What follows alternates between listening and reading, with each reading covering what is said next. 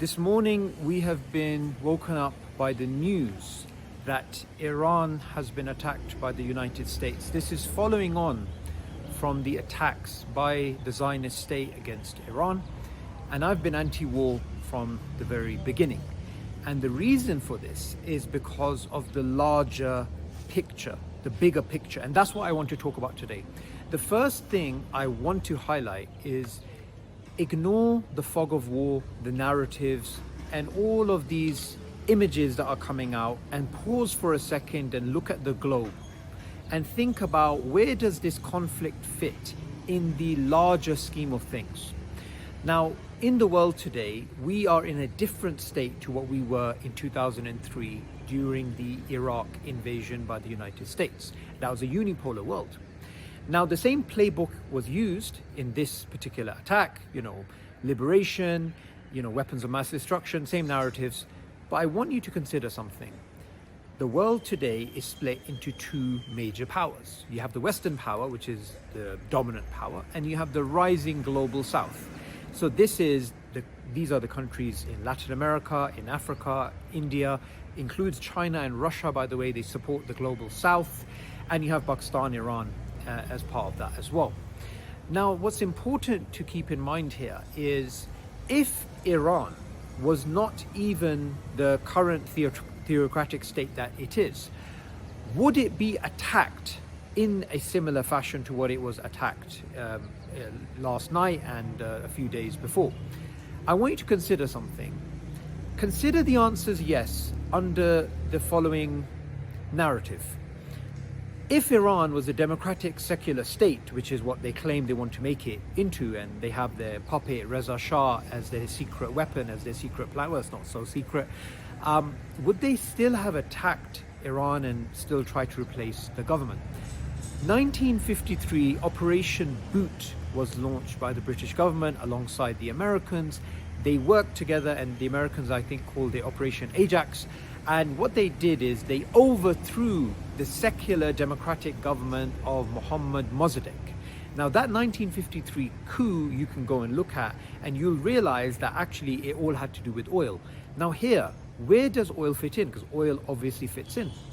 Well, America is in conflict with the global South, in a not direct conflict, but in terms of they don't want a rising power like this. Now, who's a key part of the global South? Who's a key partner in making the world into a non-unipolar world? Well, it's Russia and China. And Russia and China have oil ties with Iran, especially China. It has around a $400 billion deal over 25 years with Iran, and that's going to be disrupted. So you have to understand, it's not just about what they're saying, weapons of mass destruction, liberation. It's got to do with oil. Let's not also forget Gaza.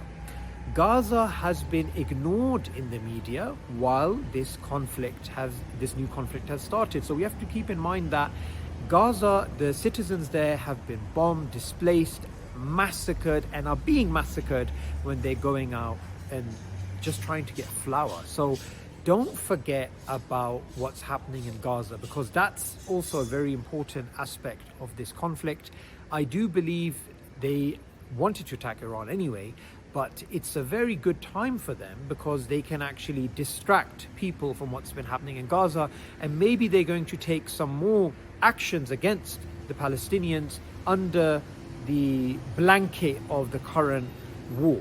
So we don't actually know what's happening in Gaza. It's very hard to actually figure out the details of what Israel's actually up to, but clearly there is a nefarious plan here.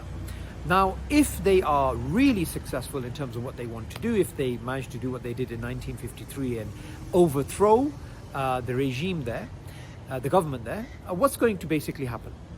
Well, you're going to have a Zionist client state in Iran, and between the Zionist client state and the state of Israel, you have all those countries that could be potentially parts of Greater Israel or allies of Greater Israel. They could be coerced into it, because currently the OIC, the Organization of Islamic Countries, and the Muslim world in general is against this war. Now, I want you to consider, they're against this war even though they are Sunni and Iran is Shia.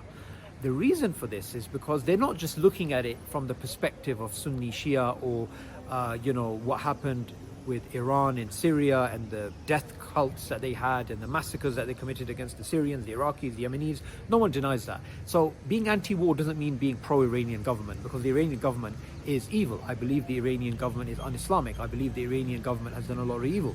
But it doesn't mean if you're anti-war, you're pro-Iranian government. So these governments, these Muslim governments, are anti-war. They're anti-war. Why? They're anti-war because they understand the bigger picture. But the bigger picture involves the global south. The bigger picture involves the distraction in terms of Palestine. The bigger picture involves oil. And the bigger picture involves the world being set back to 2003 with the Iraq invasion and the chaos that ensued.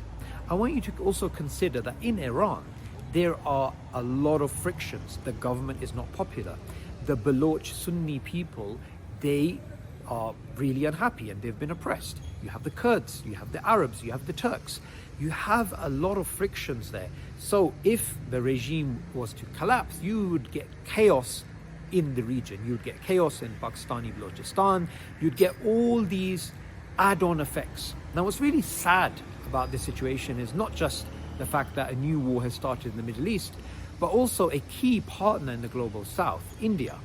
It's actually gone and sat with the West and is supposed to be part of the global south. So this is why some analysts have said that it has a disastrous foreign policy, because the global south is now divided. One of the major countries of the global south has not actually condemned the Israeli aggression against Iran. So we're living in very interesting times. I want you to look at the conflict from a international relations perspective, a bird's eye perspective. And remember, look, states ultimately, they want to do things to maximize their utility, to maximize their self-interest, to maximize what is beneficial for them economically, politically, or otherwise, in terms of their image or whatever. From that perspective, Trump is not only vested in this because of China, he's also vested in this because he wants to be that president that's winning. And I believe that this is why the conflict unfolded in the way that it did. I believe Trump was involved from the very beginning, but initially he wanted plausible deniability. So plan A was, if the plan was to be successful, Israel was to attack, then Trump can go in and attack and then claim victory, which is what he's going to try and do now. However, if Israel failed in taking out the Iranian defenses, then he could come in as the peacemaker, broker peace, and then he'd be, coming in with this cape and seen as the victor. So there is, the vested interests of the states who are at, war currently, but there's also personal interests at play as well. And in international relations, it's not just about the countries and what's in their interest, but also individuals as well. Netanyahu also has political ambitions, and those political ambitions have played into how fast this conflict has escalated. So there is a lot going on. On minimum, we should be anti-war. This is very important. We need to focus on Gaza. Gaza is the most important. Well, I said Gaza. Actually, it's actually Gaza and the West Bank, because there's a lot happening in the West Bank as well. A lot of people don't see. There's images, social media of what the settlers are doing. So we don't know where this conflict is going to lead. There's many different possibilities. Would Reza Shah, the son of Mohammad Reza Pahlavi, would he be replaced as the new ruler of Iran? Is that going to happen? Is that likely? Are the Iranian people going to rise? We don't know. It's all up in the air at the moment. That seems like a very unlikely scenario. I think the regime will survive. But what will happen is there is going to be a lot of chaos if Iran ends up attacking US assets or Gulf assets, and then there ends up being a broader conflict with other states. Should the Muslim world welcome this massive intervention by the West? Because it is the West. European Union is acting like the good cop. They're pretending like they're anti-war when they're not. America's acting like the bad cop, and Israel's acting like the worst cop.